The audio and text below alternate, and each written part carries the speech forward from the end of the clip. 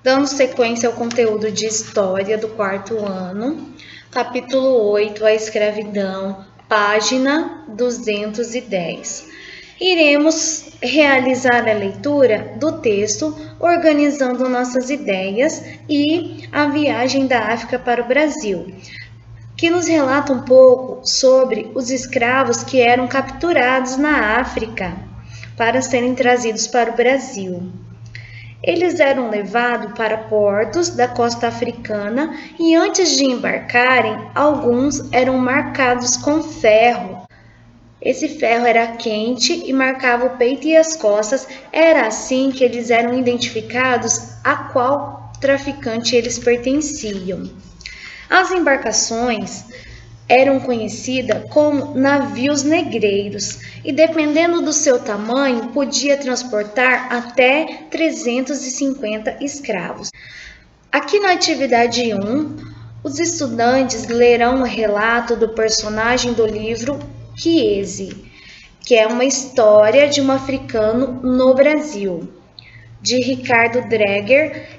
Ele conta sua experiência na viagem da África para o Brasil em um navio negreiro. Vamos ler o relato e tentar se colocar no lugar do garoto Kiese.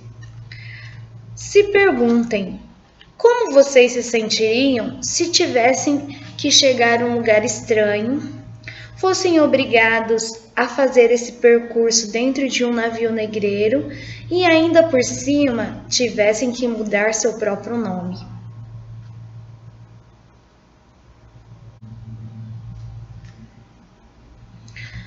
Continuando na página 211, temos o restante do texto, que relata que durante essa viagem nos navios negreiros, muitas pessoas adoeciam e morriam, pois elas não recebiam alimentação nem água suficiente e por causa de muitas doenças e também falta de vitaminas. Uma delas é a vitamina C, que é aquela que recebemos do sol.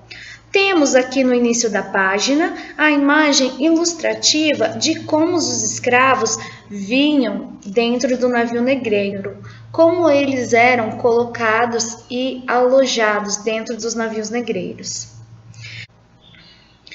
Ao desembarcarem nos grandes portos do Brasil, os africanos eram registrados e leiloados, ou se não levados a armazéns onde funcionava um mercado de escravizados.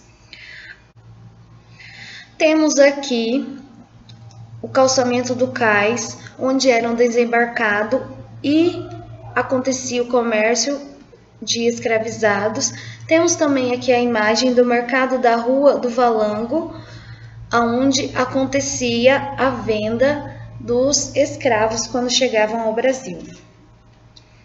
Muitas vezes, após tomarem banhos e antes de serem colocados à venda, os escravos eram maquiados com óleo para disfarçar as doenças que eles adquiriram durante a viagem. Vamos lembrar também que quando chegavam ao Brasil, eles recebiam um novo nome. Era acompanhado do seu local de origem, por exemplo, João da Guiné ou Francisco do Congo, onde o Congo e Guiné são países da onde eles vieram. Na página 212, vamos ler a atividade 2 e a atividade 3, interpretar e responder de acordo com as suas palavras e o seu entendimento. Vamos terminar também a leitura desse texto explicativo, que nos diz que a maioria dos escravos era composta por homens, porque julgavam que eles tinham mais forças para o trabalho pesado. As mulheres também foram trazidas e trabalhavam em lavouras e escravas domésticas. Mas nem todos os africanos eram submetidos ao mesmo trabalho, as funções variavam. Haviam os escravos do eito, que eram que trabalhavam no roçado, na roça, no plantio e na colheita. Os escravos domésticos, que eram os escravos que trabalhavam nas casas dos senhores, e os escravos urbanos, que eram os escravos que trabalhavam nas cidades em funções diversas. E tudo aquilo que eles ganhavam com o seu trabalho era entregue aos seus senhores. Os escravos sofriam muito com os maus tratos e castigos de seus senhores. Esse castigo e esses maltratos vinha ou por falta de alimento ou até mesmo nas suas vestimentas, que muitas vezes era feito de tecidos tão ásperos que machucava a sua pele. As mulheres vestiam mais roupas que os homens. Muitos homens somente usavam algumas calças curtas que eram chamadas de ceroulas. Relembrando que ao desembarcarem, eles eram separados, ou seja, os africanos de um mesmo povo, cada um ia para um lado para evitar futuros conflitos, para se distanciarem da sua identidade. Mas mesmo assim, diante das dificuldades encontradas, eles criavam laços uns com os outros e acabavam constituindo famílias, mesmo correndo o risco de serem separados deles através da venda por parte do seu proprietário. Para finalizar, na página 213, vamos realizar a leitura do texto Manifestações Culturais e Artísticas de Origem Afro. Nesse texto nos relata que quando os africanos vieram forçadamente para o Brasil e foram escravizados, eles trouxeram consigo a sua cultura e tentaram mantê-las a todo custo, mesmo que essas manifestações culturais que eles trouxeram fossem proibidas.